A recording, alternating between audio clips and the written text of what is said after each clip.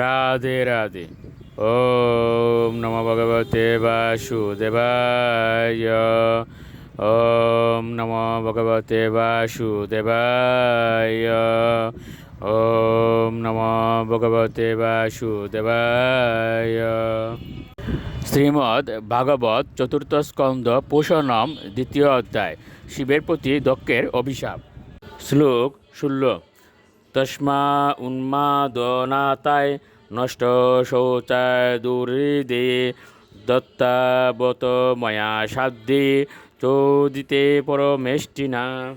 অনুবাদ: ব্রহ্মার অনুরোধে আমি আমার কন্যাকে তার হস্তে সম্প্রদান করেছি, যদিও সে সমস্ত প্রকার শৌচ রহিত এবং তার হৃদয় জঘন্যতম নোংরায় পূর্ণ। শ্লোক 17।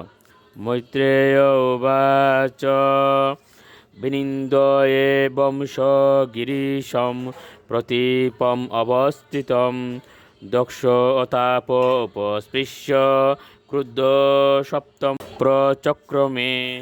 অনুবাদ: মহর্ষি মৈত্রেয় বললেন, এইভাবে শিবকে তার শত্রু বলে মনে করে দক্ষ জল নিয়ে আচমন করে শিবকে অভিশাপ দিয়েছিলেন।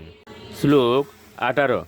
অয়ম তু দেবয়োজন ইন্দ্রূপেন্দ্রাদিবীর্ভব সহভাগম্ন লভতাম দেবৈর্দেবগণাদম। অনুবাদ: দেবতারা যজ্ঞের নৈবেদ্য লাভের অধিকারী, কিন্তু সমস্ত দেবতার মধ্যে সবচেয়ে অধম শিব যজ্ঞভাগ পাবে না। শ্লোক 19।